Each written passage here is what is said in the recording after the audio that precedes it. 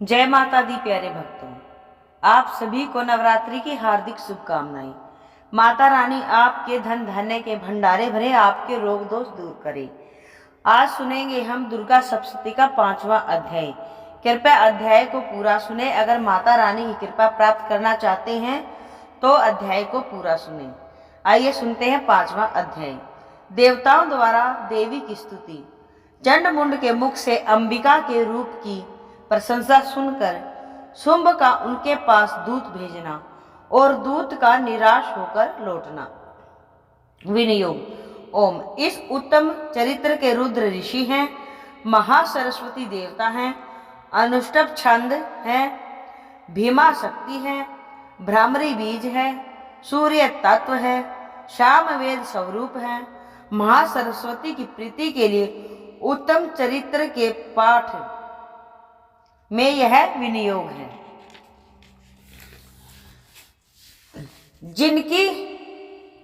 जिनके हाथ में घंटा, त्रिशूल, हल, शंख, मूषल, चक्र, धनुष, बाण शोभित हैं, जिनकी कांति शरद ऋतु के चंद्रमा के समान है, जो गोरी देह से उत्पन्न हुई हैं, तीनों जगत का आधार रूप, शुंभ आदि राक्षसों का विनाश करने वाली उन महासरस्वती देवी की मैं स्तुति करता हूँ, ध्यान करता हूँ। ओम। ऋषि बोले, प्राचीन काल में शुंभ निशुंभ नामक 2 राक्षसों ने बल के मद में भरकर इंद्र त्रिलोकी का राज्य और यज्ञों का भाग छीन लिया। तत्पश्चात उन्हीं दोनों ने सूर्य, चंद्रमा, कुबेर, यम और वरुणा के अधिकार भी छीन लिए।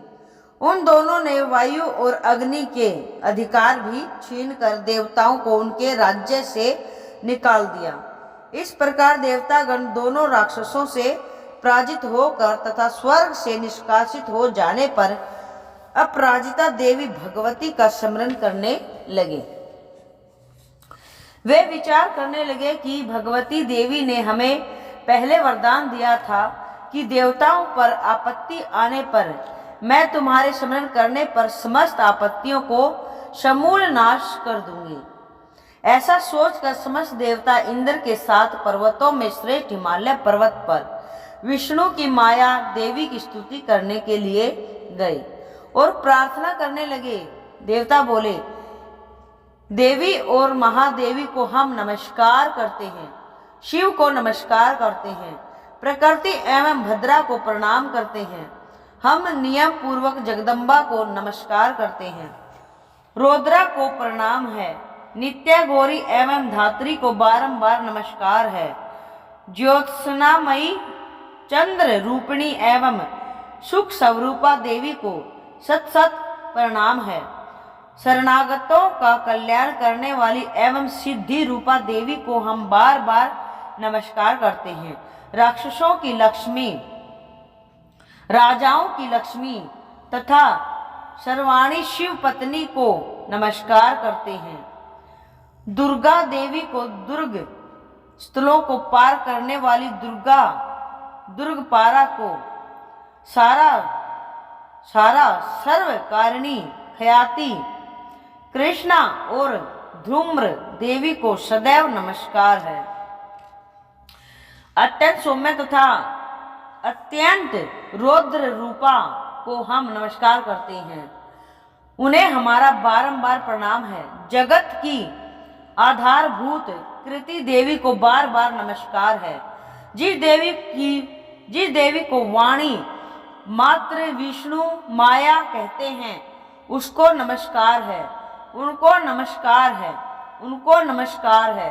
जो देवी समस्त प्राणियों में चेतना कहलाती है, उनको नमस्कार है, उनको नमस्कार है, उनको नमस्कार है। जो देवी संपूर्ण प्राणियों में बुद्धि रूप से स्थित है, उनको नमस्कार है, उनको नमस्कार है, उनको नमस्कार है। जो देवी सब प्राणियों में निद्रा रूप से विराजमान है, उनको नमस्कार है, उनको नमस्कार है, उनको नमस्कार है। जो देवी सब प्राणियों में सुधा रूप से विराजमान है, उनको नमस्कार है, उनको नमस्कार है, उनको नमस्कार है। जो देवी संपूर्ण प्राणियों में छाया रूप से स्थित है, उनको नमस्कार है, उनको नमस्कार है, उनको नमस्कार है। जो देवी सब प्राणियों में शक्ति रूप से स्थित है, उनको नमस्कार है, उनको नमस्कार है, उनको नमस्कार है। जो देवी प्राणियों में तृष्णा रूप से स्थित है, उनको नमस्कार है, उनको नमस्कार है, उनको नमस्कार है। जो देवी सब प्राणियों में क्षमा रूप से स्थित है, उनको नमस्कार है, उनको नमस्कार है, उनको नमस्कार है। जो देवी सब प्राणियों में जाति रूप से स्थित है, उनको नमस्कार है, उनको नमस्कार है, उनको नमस्कार है। जो देवी सब प्राणियों में लज्जा रूप से स्थित है, उनको नमस्कार है, उनको नमस्कार है, उनको नमस्कार है।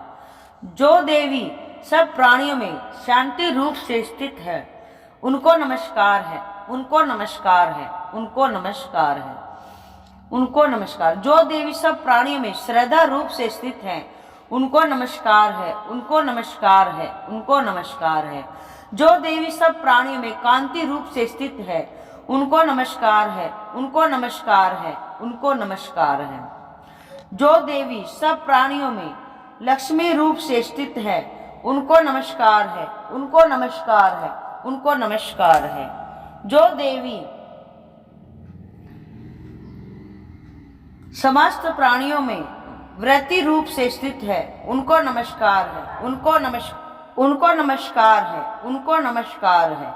जो देवी समस्त जीवों में समृति रूप में विराजमान है, उनको नमस्कार है, उनको नमस्कार है, उनको बारंबार नमस्कार है।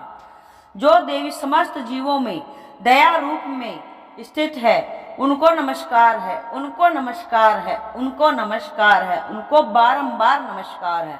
जो देवी समस्त प्राणियों में दृष्टि रूप से स्थित है, उनको नमस्कार है, उनको नमस्कार है, उनको मेरा बारंबार नमस्कार है।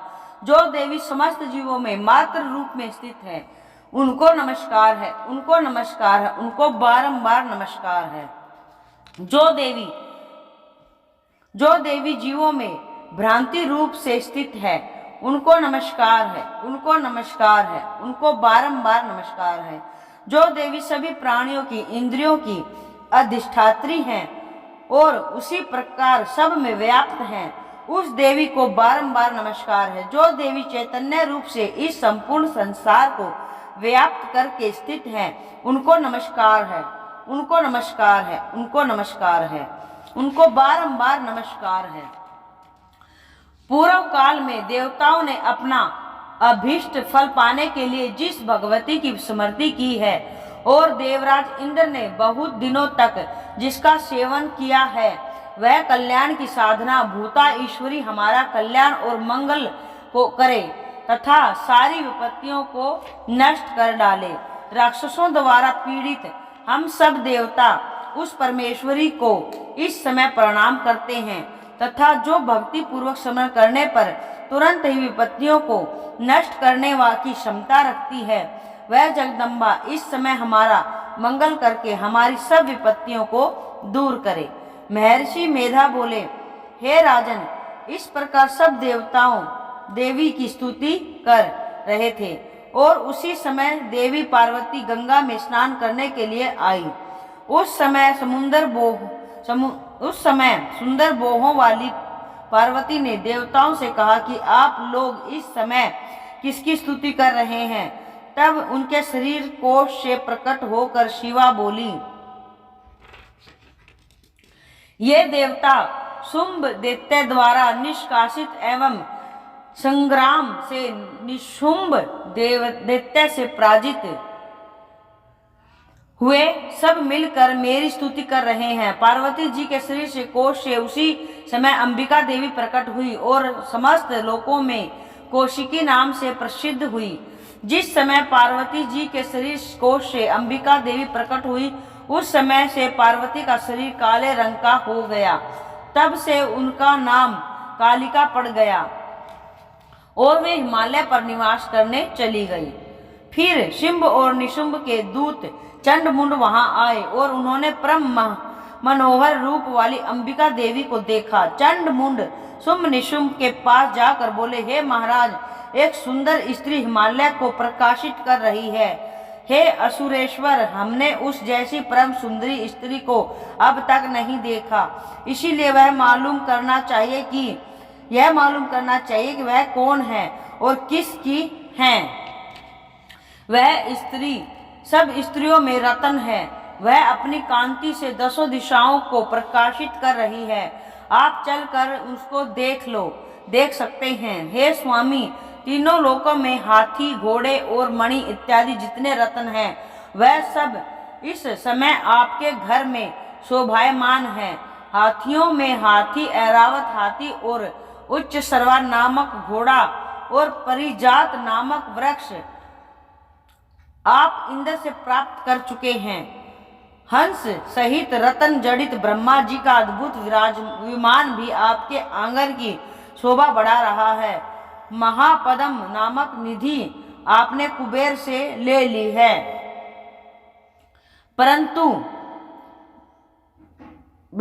समुद्र ने आपको कंजकलिनी नामक की माला प्रदान की है, जिसके कमल कभी मुरझाते नहीं हैं। सोने की वर्षा करने वाला वरुण का छत्र भी आपके पास है। रथों में श्रेष्ठ प्रजापति का रथ भी आपके ही पास है।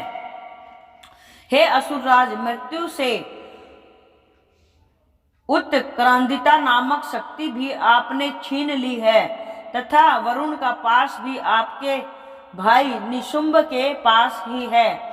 आपके भाई निशुंभ ने समुद्र में उत्पन्न होने वाली समस्त प्रकार के रत्न अपने अधिकार में कर लिए हैं, और ऐसे 2 वस्त्र भी अग्निदेव ने आपको दिए हैं जो अग्नि में नहीं जल सकते हैं।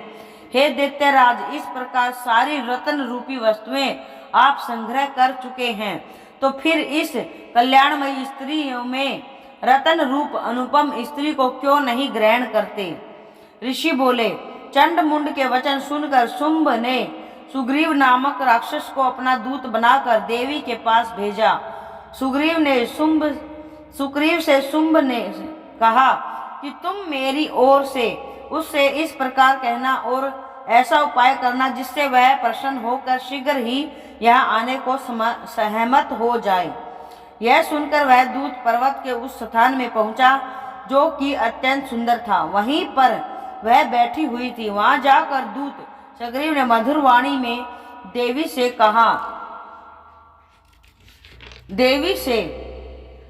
कहा, दूत ने कहा, हे देवी, दैत्यों के राजा शुंभ ने जो तीनों लोकों के अधिपति हैं, उन्होंने मुझे आपके पास अपना दूत बनाकर भेजा है। उनकी आज्ञा का उल्लंघन करने का साहस किसी भी देवता में नहीं है, तथा राक्षसों के समस्त शत्रुओं को उन्होंने जीत लिया है। उन्होंने जो संदेश आपके लिए भेजा है, हे देवी, ध्यान पूर्वक सुनिए। तीनों लोकों पर मेरा अधिकार है, सब देवता मेरे अधीन है। यज्ञ के सब भागों को अलग अलग मैं ही ग्रहण करता हूँ। तीनों लोकों के उत्तम रत्न हमारे पास हैं, और इंद्र का वाहन ऐरावत हाथी भी अब हमारे अधिकार में है। समुद्र मंथन से उत्पन्न हुई उच्च श्रवा नामक घोड़ा रूपी रत्न देवताओं ने बड़े विनय पूर्वक मुझे भेंट किया है, और भी देव, गंधर्व एवं नागों के पास जितनी भी रत्न रूपी वस्तुएं हैं, वे सब मेरी हो चुकी हैं। हे देवी, मैं आपको स्त्रियों में एक रत्न मानता हूँ, इसलिए अब आपको भी हमारे पास आ जाना चाहिए, क्योंकि मैं रत्नों का भक्त हूँ। हे चंचल कटाक्षों वाली सुंदरी, अब मैं यह तुम पर छोड़ता हूँ कि तुम हमारे साथ या मेरे महापराक्रमी भाई निशुंभ के साथ विवाह कर लो। यदि तुम मुझे वरोगी तो तुम्हें अतुल महान ऐश्वर्य की प्राप्ति होगी। अतः अपनी बुद्धि से सोचकर मुझे वर के रूप में चुन लो। महर्षि मेधा ने कहा, दूत के ऐसा कहने पर संपूर्ण जगत का कल्याण करने वाली भगवती दुर्गा मन ही मन मुस्काई और इस प्रकार कहने लगी। भगवती देवी बोली, हे दूत, तुम जो कह रहे हो वह सत्य है और इसमें किंचित मात्र भी झूठ नहीं है।